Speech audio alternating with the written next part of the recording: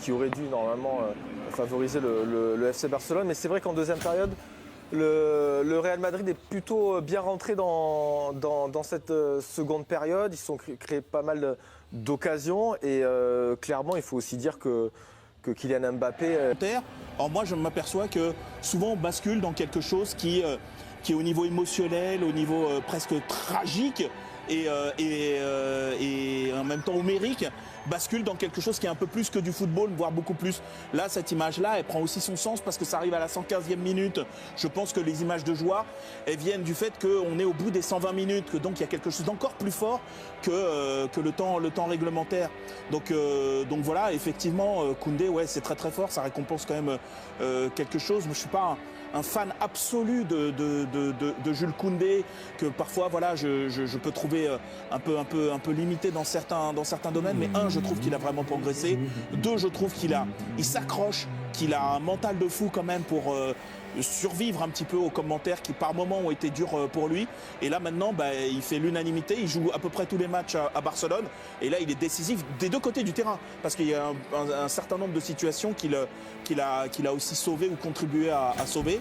Cette frappe, c'est vraiment une belle frappe en plus, parce que c'est Courtois dans les cages. Hein. Il faut aller le tromper à la 115e minute et le meilleur gardien du monde en face. Lamine Yamal passé de 2 paires de lunettes, il en manque une troisième pour faire la connexion.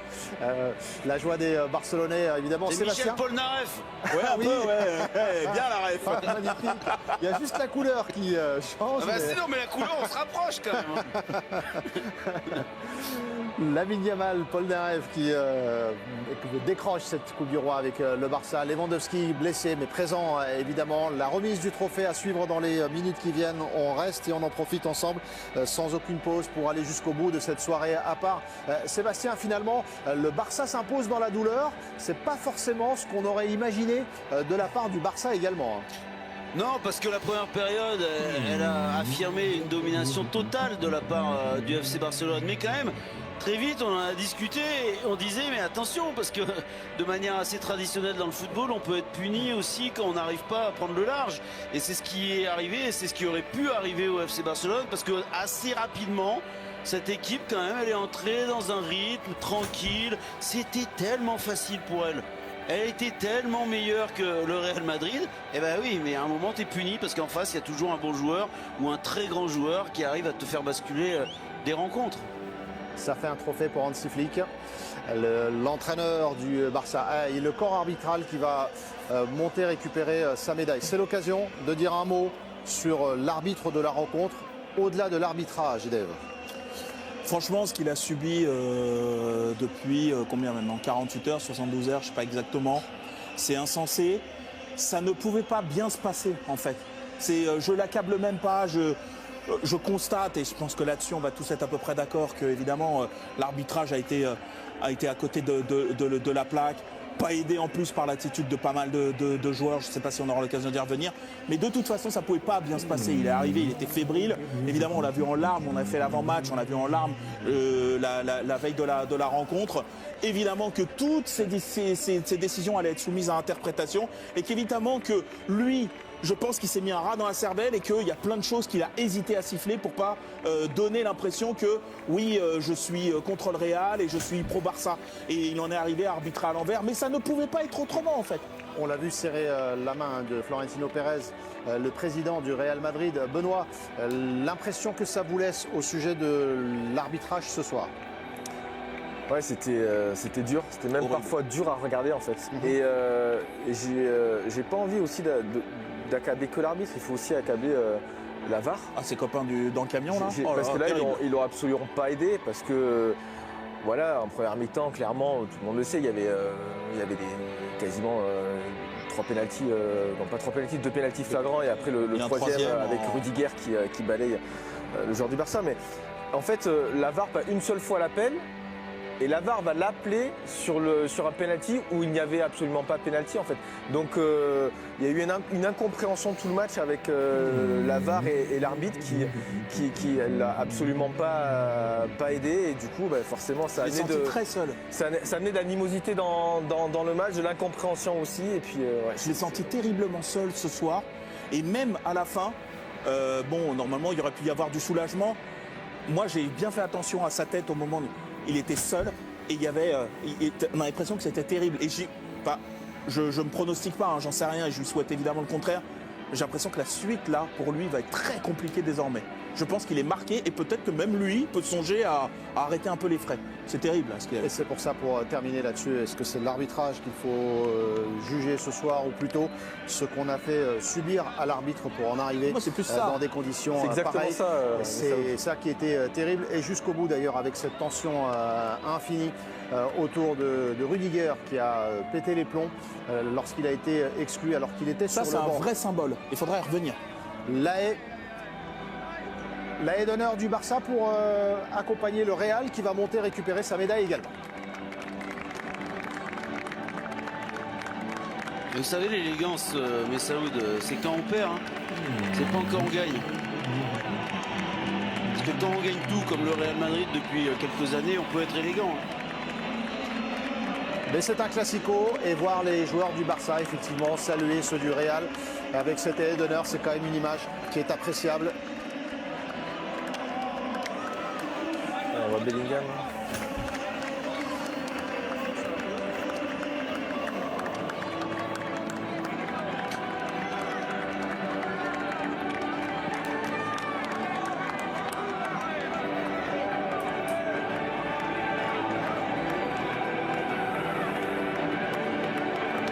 C'est Rudiger qu'on a vu passer également, il me semble, donc un petit peu calmé.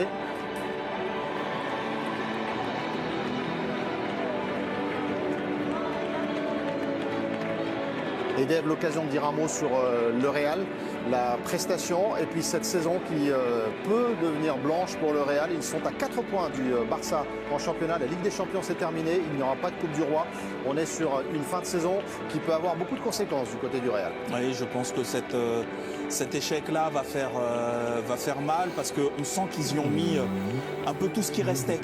Tout ce qui restait en termes d'énergie, parce qu'ils ont quand même eu la force de revenir dans cette finale qui était mal embarquée. Et ils y ont mis aussi toute leur frustration, parce que je pense que la surtension dans laquelle ils ont attaqué cette finale, même dans laquelle ils se sont placés avant la finale, et là je ne parle pas forcément des joueurs, je parle de la gestion du club dans son ensemble, puisque Real Madrid TV, a priori, c'est pas une antenne indépendante. Je pense que ça a placé l'équipe sous une pression terrible, sous une tension incroyable et qui s'est traduit dans certains comportements. Ils ont eu une attitude déplorable pendant l'essentiel de la finale et ça a atteint son paroxysme avec Rudiger qui a balancé de la glace sur l'arbitre et qui derrière il y a la moitié de l'équipe qui a été obligée de le retenir. C'est un bestiau en plus, donc faut y aller. Il était dans un état de rage terrible et je trouve que cette image était terriblement symbolique. La déception pour Kylian Mbappé. Benoît, un mot sur sa soirée. Il a relancé le Real et il n'a pas pu faire mieux malheureusement. Il faut être objectif. Kylian Mbappé n'a rien à se reprocher. Il a fait une très bonne rentrée. Il a amené beaucoup de solutions à cette équipe de Madrid qui n'en avait pas en première mi-temps. Voilà, il a insufflé un petit peu le souffle qu'il fallait sur cette seconde période pour que tout le monde l'accompagne. Non, il a fait une bonne deuxième mi-temps, mais malgré tout, on ne peut retenir que le comportement du Real. Malheureusement, c'est dur à dire, mais j'ai l'impression que là, l'institution se fissure parce que ça allait très loin. Et il va y avoir aussi une grosse remise en question dans la gestion du club par rapport au recrutement qui a été fait. Parce que malgré tout, on recrute un Kylian Mbappé pour amener une plus-value dans l'équipe. Et ça a été tout le contraire. L'équilibre n'y était plus. Et Ancelotti a dû essayer de créer un collectif, une osmose. Et cette année, ça n'a pas pris. Et c'est au tour du Barça d'être honoré cette fois-ci. Les grands vainqueurs de cette Coupe du Roi, c'est la 3e victoire du Barça face au Real cette saison. Et évidemment que le symbole, il est très fort.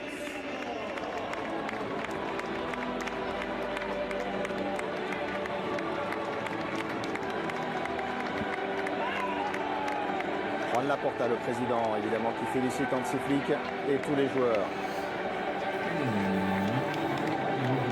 Ce qui est fou, c'est qu'il y aurait eu un peu toutes les configurations de Classico. Du premier match, le 4-0 qui me semble un peu flatteur par rapport à ce qui était réellement le rapport de force. Au deuxième où finalement le Real, sans l'expulsion de Chesney, était peut-être parti pour prendre la raclée de l'année, peut-être même de la décennie. Et puis là, un classico, mais dans une ambiance mais ultra compliquée, gagné au forceps par le Barça. Le Real en fait a goûté à toutes les sauces de la supériorité barcelonaise cette année. Et franchement, je pense qu'elle va faire très très mal celle-là. Et on rappelle les 3 buteurs français. Oui, quand même. Mbappé, Tchouaméni côté Real et Koundé côté Barça. Mais c'est Koundé qui sort grand vainqueur de cette finale. Mais vous savez ce qui est regrettable, moi je trouve, rapidement, c'est que ça a failli marcher pour le Real Madrid, tout ce qui a été fait depuis 2 jours.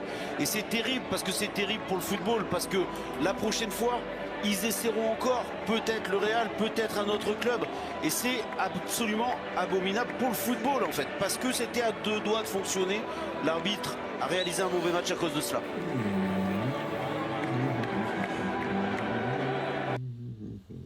C'est tout simplement détestable, les amis.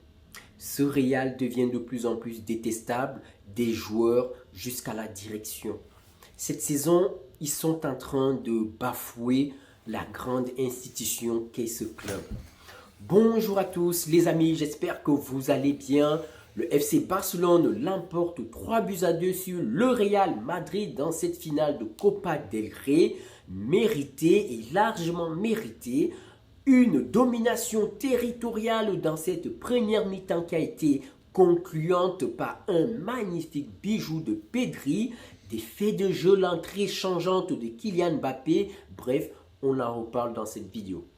Donc les amis, si vous êtes toujours réveillés comme moi, ça signifie que vous avez passé une soirée plutôt intéressante dans cette finale de Coupe du Roi. Tout le monde avait des yeux à Séville entre le FC Barcelone et le Real. On a eu les avant-matchs, le coup de pression du Real sur l'arbitre. On se disait comment se comportera l'arbitre durant ce match.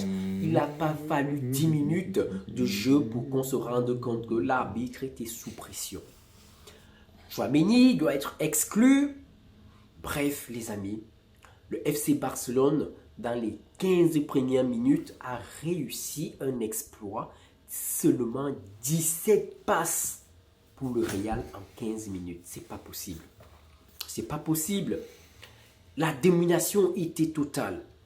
Le Barça a montré à quel point le gap est trop grand entre les deux clubs.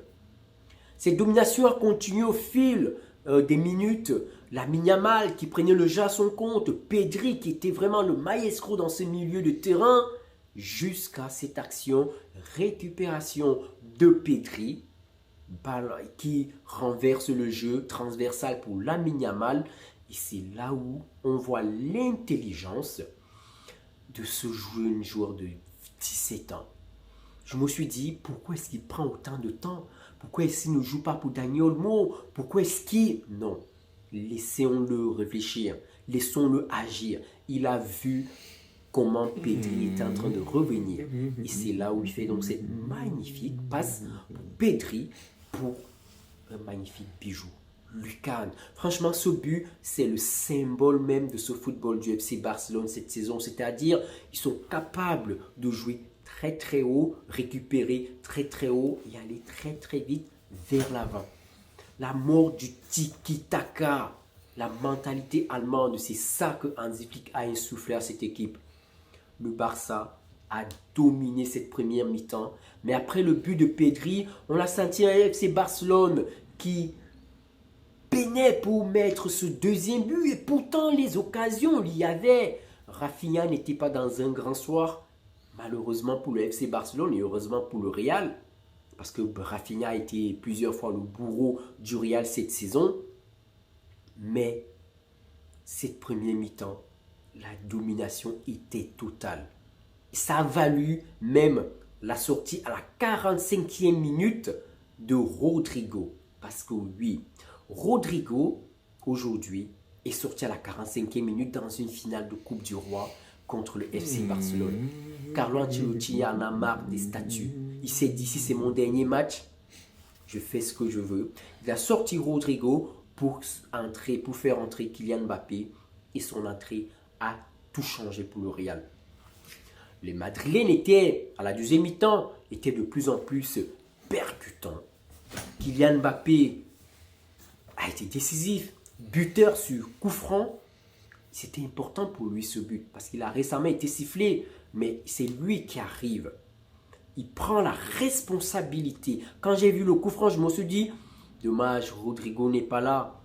Mais non, Mbappé a pris sa responsabilité, son tout premier coup franc direct marqué. Arsenal tout simplement avant d'affronter le Paris Saint-Germain. Rapidement, la balance, elle est équilibrée, Arsenal-PSG, à vos yeux, Philippe, ou elle penche d'un côté ou de l'autre? Comment vous vous positionnez? Non, elle est très équilibrée. Remember Liverpool, ça passe quand même au penalty. Remember Aston Villa, s'il n'y a pas 4 minimum arrêts de très grande classe de Donnarumma, c'est prolongation. Encore une fois, moi je vais dire 50-50, ou si vous voulez 51-49, parce que PSG, parce que retour au parc. Oui. Mais il y a un truc qui me fait peur chez Arsenal, c'est sa forme du moment. Je trouve que c'est un paramètre souvent déterminant. Un vrai côté collectif également, on joue les uns pour les autres. Sur la forme du moment, ils ont été un peu tièdes là pendant quelques mois. Oui. Et là, on sent qu'il y a un élan nouveau dans cette équipe, et ça c'est un peu embêtant. Oui, pour le coup, c'est, j'allais dire, on n'est pas là pour le contredire, mais compliqué de dire l'inverse. On les observe tous les week-ends. C'est vrai qu'il y a quelques semaines, on n'était pas forcément subjugué par Arsenal. On voyait et on observait certaines choses. Là, c'est vrai qu'on est en train de poser un regard différent. Il y a une dimension qui est intéressante. Parce que je vous aime bien quand vous êtes un peu posé là, comme au bar, finalement. Vous êtes là, tranquille, avec nos abonnés, finalement. Non, mais... vous tournez le dos à votre ami de derrière. Donc, ça se fait pas. Voilà. Habillé en gentleman je vais reprendre. Ça vous va très bien, ce côté... Excusez-moi pour la petite digression. Non, ce que j'ai à dire m'importe peu en fait. Non, mais il y a le fond et la forme. Bien sûr, allez-y. Non, mais ce côté à la fois citadin et France profonde. Vous ne me déstabiliserez pas, Philippe. Je vous connais depuis longtemps.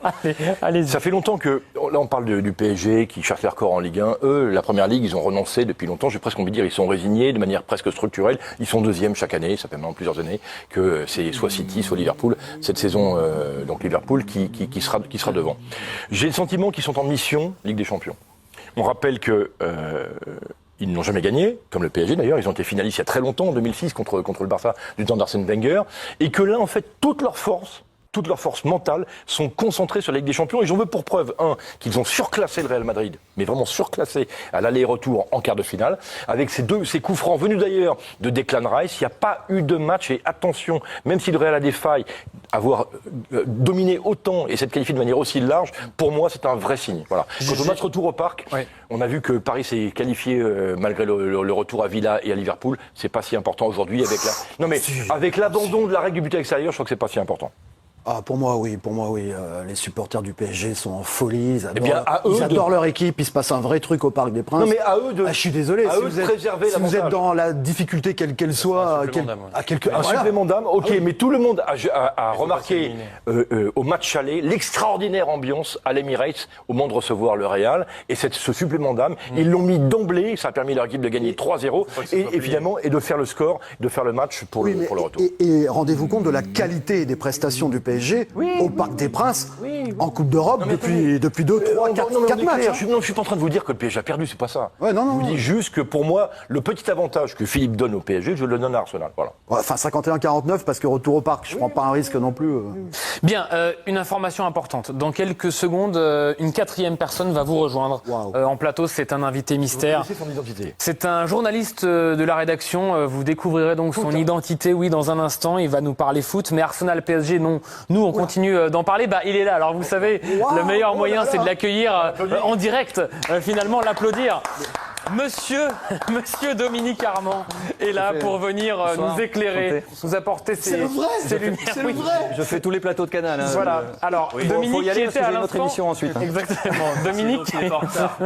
Il est partout. Je pourrais prendre une photo à la fin. Il n'y a pas de souci, pas de problème. On est en direct accessoirement, les amis. C'est une image en direct. C'est une image en direct. Cette émission c'est plus qu'une image, Nicolas. C'est un moment de télévision, comme ça. Dominique qui était avec nos amis du foot anglais, qui a notamment suivi le match de City. Il s'est passé des choses en fin de match. Ne dites pas tout. On n'a pas encore vu les images. Non, voilà. Mais parlons d'Arsenal PSG plus sérieusement. Ça fait 16 ans qu'Arsenal n'a pas atteint les demi-finales de la Ligue des Champions. Et pourtant, la saison des Gunners, c'est vrai, on l'a dit, n'est pas si simple. Mais Mikel Arteta a su trouver les ressources nécessaires. Avant d'écouter Dominique, notamment, reportage signé Augustin Conro. Tout pour l'Europe, effectivement, c'est inscrit derrière pour Arsenal. Est-ce qu'ils ont l'effectif pour aller au bout, le rapport de force avec Paris? Dominique, c'était les thèmes là amorcés juste avant votre arrivée. Vous les avez suivis contre le Real Madrid notamment, vous allez les retrouver face au PSG lors du match aller. Comment vous sentez un petit peu les choses?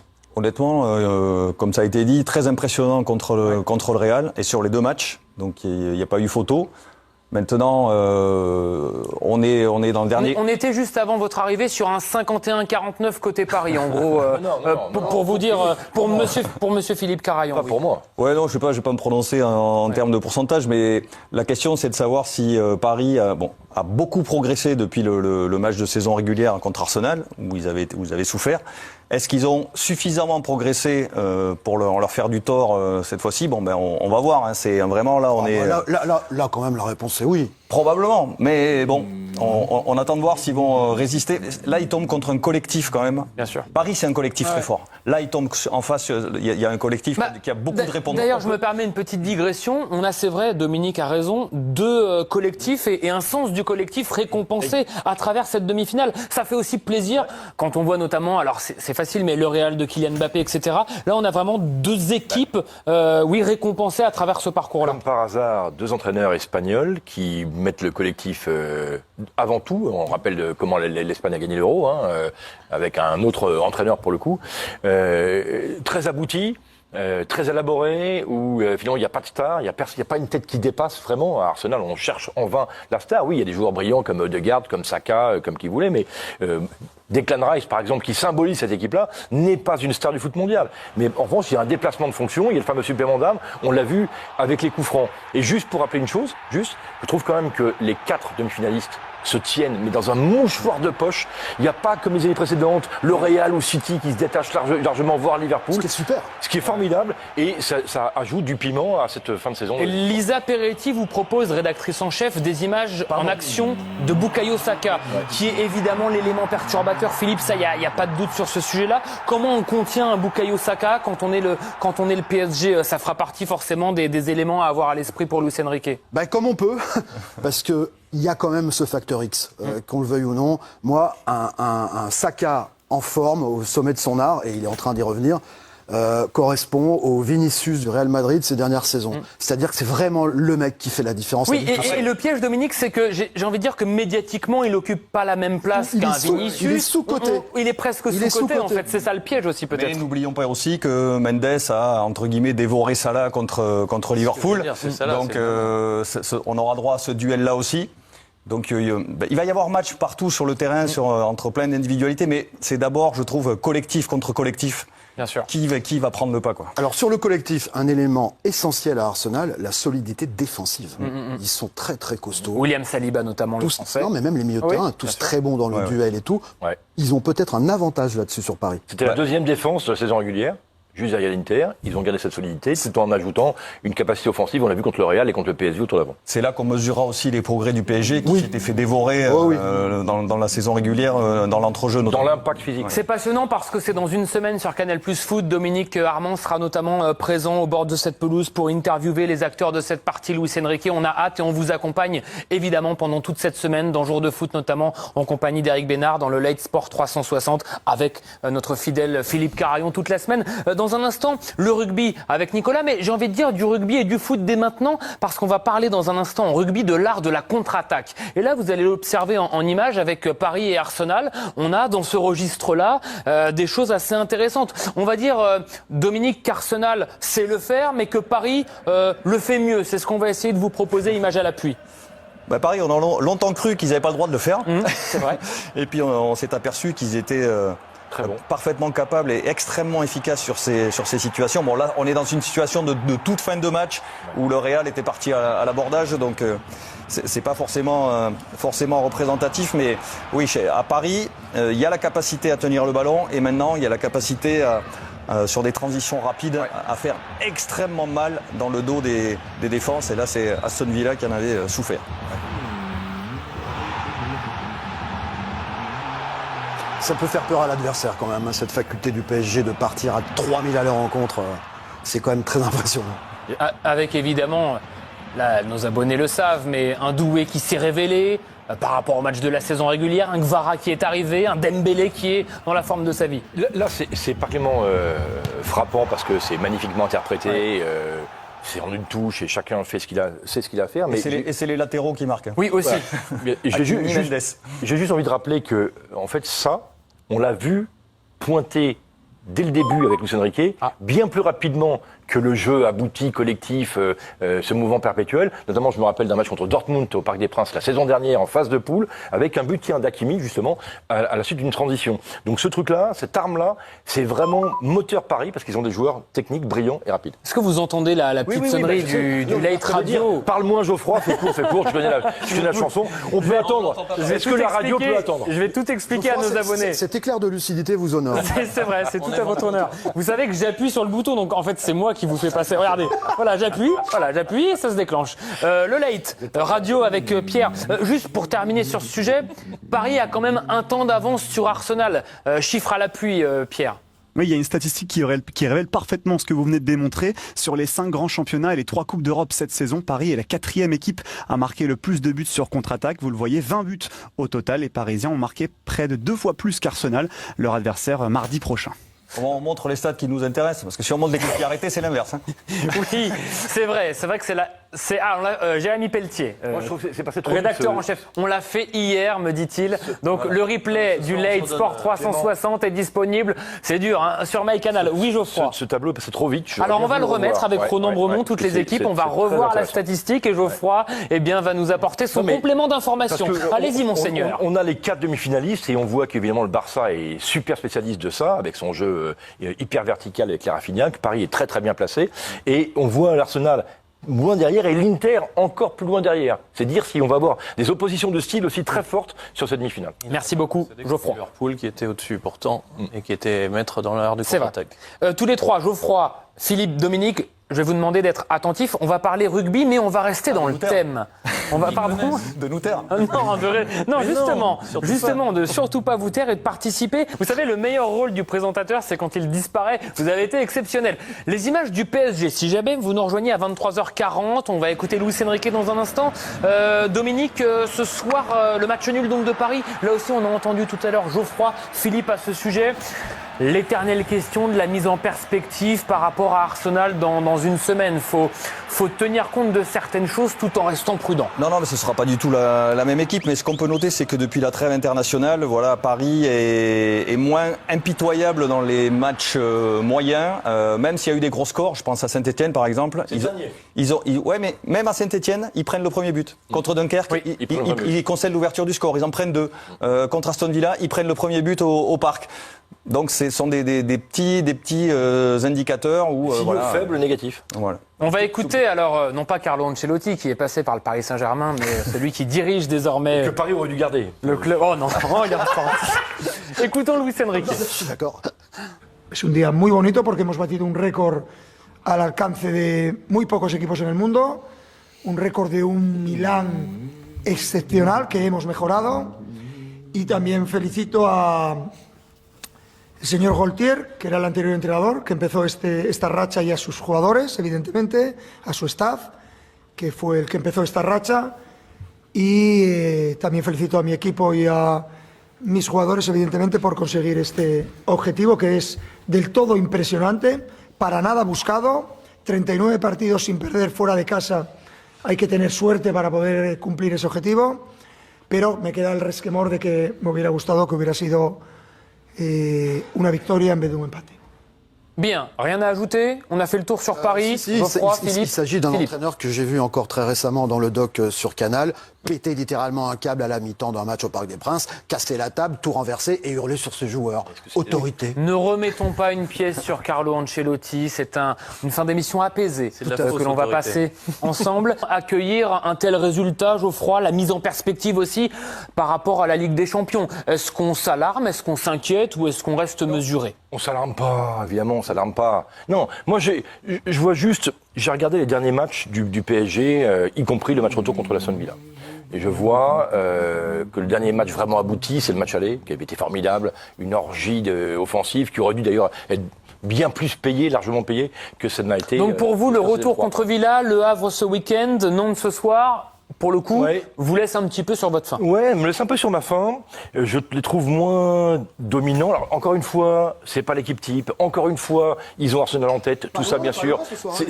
C'est des considérations, évidemment, à avoir, des paramètres à connaître. Mais entre Angers, 1-0, alors évidemment, c'était avant le match aller contre Villa. Oui, le Havre 2-1. Oui, le retour à Villa. Oui, ce soir, 1-1.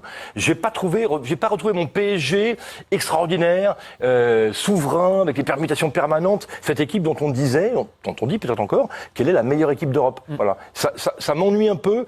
Ça me chiffonne, alors que je vois Arsenal dans une dynamique ascendante, et du coup je redoute cette demi-finale. Nicolas, il y a quelques jours, on croisait Yannick Brul, entraîneur de Bordeaux, on parle de rugby, il nous disait ils ont enchaîné un 8e de finale de Coupe d'Europe, puis un quart de finale de Coupe d'Europe, pour parler de ces joueurs de l'Union Bordeaux-Bègles. Énormément de pics émotionnels, il faut les laisser au repos, ou en sachant que ceux qui seront là seront forcément en dessous. Voilà pourquoi il avait fait beaucoup tourner. Paris a peut-être fait un peu moins tourner, mais du coup, on laisse du jus. Mais je sais juste, pardon Clément, je sais juste de mettre à tous ces paramètres objectifs et ces réflexions d'entraîneur qui sont évidemment à prendre surtout quand en considération. Titre, bien sûr, j'essaie de mettre un peu d'intuition, d'impression, voilà, de raisonner par impressionnisme. Et pour l'instant, le tableau que je suis en train de brosser n'est pas aussi favorable que je le voudrais. Mais je souhaite évidemment... Ah d'accord, donc on en vient quand même à ce constat-là. On est parti d'une réflexion assez soft et sobre et on en arrive à je suis un peu inquiet. Un début d'inquiétude. Est-ce que vous le partagez, Philippe, ou comme l'a dit Nicolas à juste titre, ce sont des cas de figure que le PSG connaît par cœur? Alors sur les deux fins de saison, entre guillemets, en roue libre. Sur les deux lectures qu'on entend là en face de moi... Mais vous êtes là pour trancher, maître. Je vais trancher. Par rapport à Nicolas, pour vous donner du crédit, on peut ajouter aussi qu'ils sont déjà champions de France. Donc il y a la décompression du champion qui explique aussi cela. Mais si je devais donner un point, je crois que je le donne à Geoffroy. Parce que je partage beaucoup de son analyse.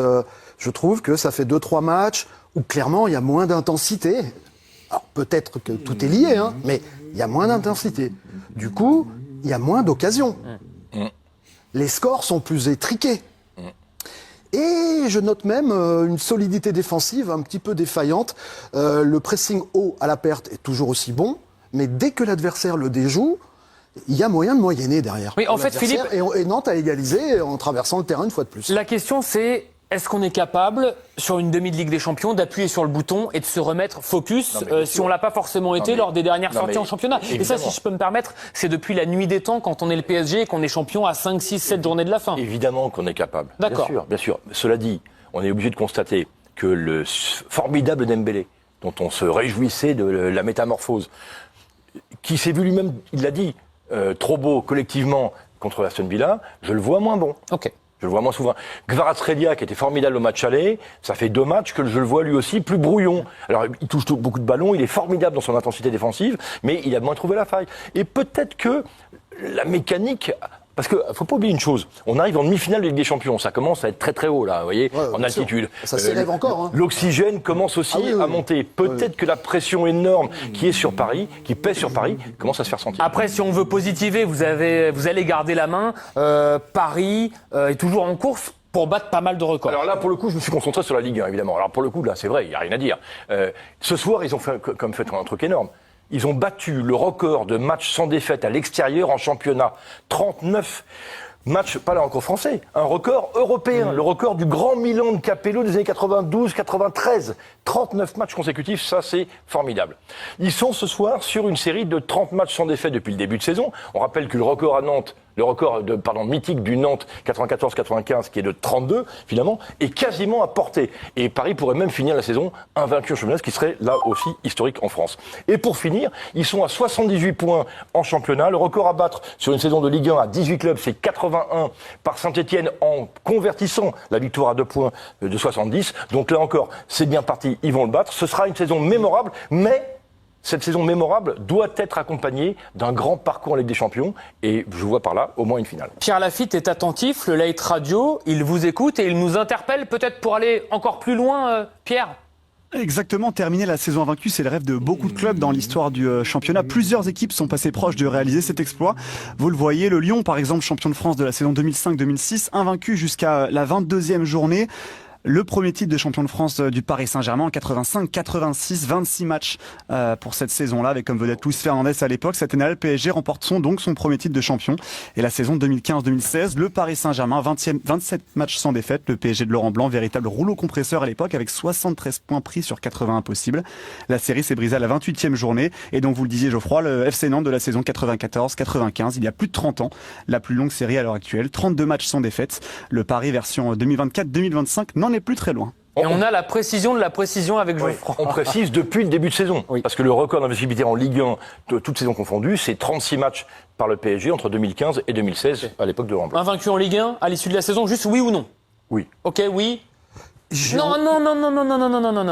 C'est oui ou c'est non? Oui. C'est oui ou bien c'est non? C'était pas une chanson, ça? Oui. Un jour c'est oui, un jour c'est non. Voilà, exactement. Et ce sera Nicolas, oui. il a toujours la ref, Nicolas. Alors, ce qui est inquiétant, c'est le manque de réaction du Real. Le Real Madrid nous a habitués à avoir une réaction à la mesure de leur histoire, à la mesure de ce qu'ils représentent, à la mesure de ce maillot des merengues. Mais on a vu des merengues, des madrilènes, quelque peu tétanisés. C'est un peu comme s'ils ne savaient pas ce qu'ils allaient faire. C'est-à-dire que c'est un naufrage technique, carrément. Toute l'équipe technique est à remettre en cause. Carlo Ancelotti n'a pas su réagir à l'intensité imposée par Arsenal. C'est vrai que tu peux préparer un match, tu peux prévoir que ça va se passer d'une certaine façon, et après, pendant le match, ça ne se passe pas du tout de cette façon-là. Mais tu dois t'adapter, tu dois trouver des solutions pour résoudre les problèmes. C'est à ça que servent les coachs. Sinon, les joueurs pouvaient jouer seuls. Mais là, Ancelotti a été impuissant. Il sait très bien que Arteta est le disciple de Guardiola, mais il a été complètement impuissant. Il a été complètement impuissant. Ça ne va pas du tout. Est-ce qu'il y aurait une remontada? On a du mal à croire. C'est vrai qu'il y a eu des scores un peu plus lourds à City.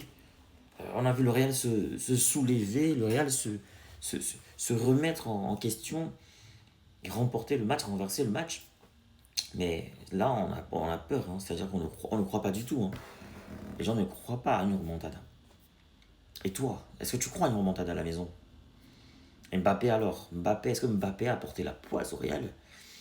Est-ce que Mbappé a désorganisé cet esprit madrilène? Est-ce qu'il a apporté l'esprit de perdant éternel du Paris Saint-Germain en Ligue des Champions depuis l'ère Qatari? Le Barça d'Hansi Flick est à plus de 20 matchs, alors environ 20 matchs déjà sans défaite. 2 matchs nuls contre Retafe et Atlético Madrid. 18 victoires, grosse performance énormissime.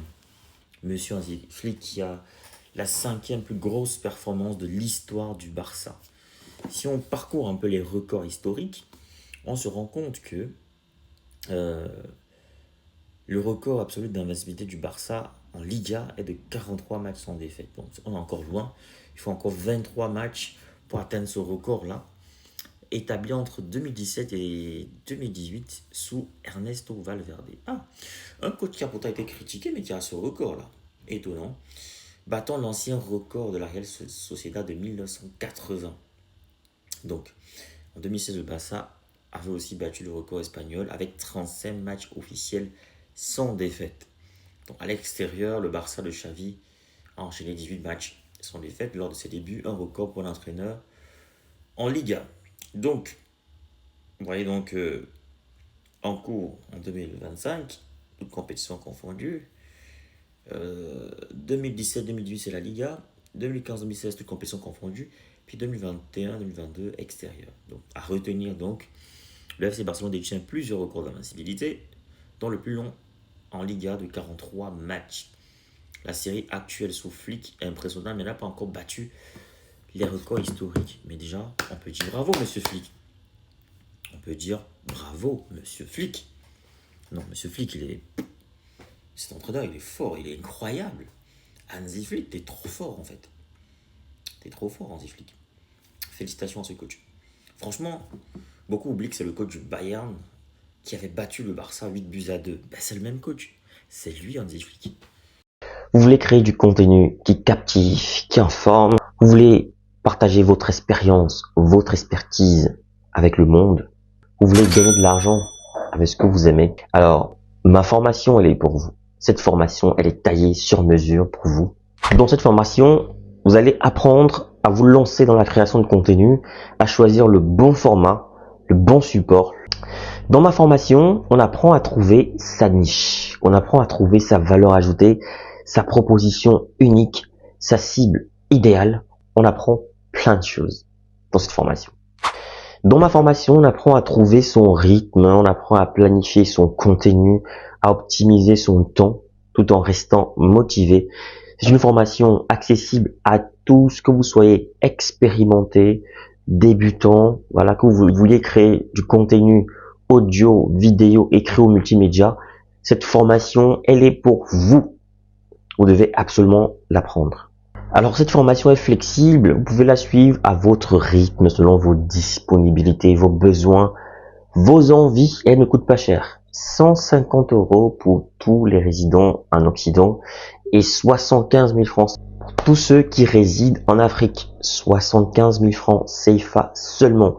Alors qu'est-ce que tu attends? Souscris rapidement à cette formation parce que les places sont limitées à 50 places maximum et il y aura des formations chaque mois. Chaque formation dure 2 semaines minimum et 1 mois pour ceux qui ont du mal.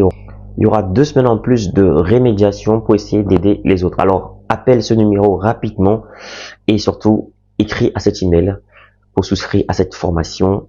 Voilà, le numéro, je rappelle, 0467 81 59 18, précédé du plus 32. Donc, je reprends, plus 32 0467 ou alors plus 32 467 81 59 18, disponible bien sûr par appel et sur WhatsApp ou alors écrivez-moi tout simplement par mail pour souscrire à votre formation. Donc je vous attends nombreux et les places sont très limitées.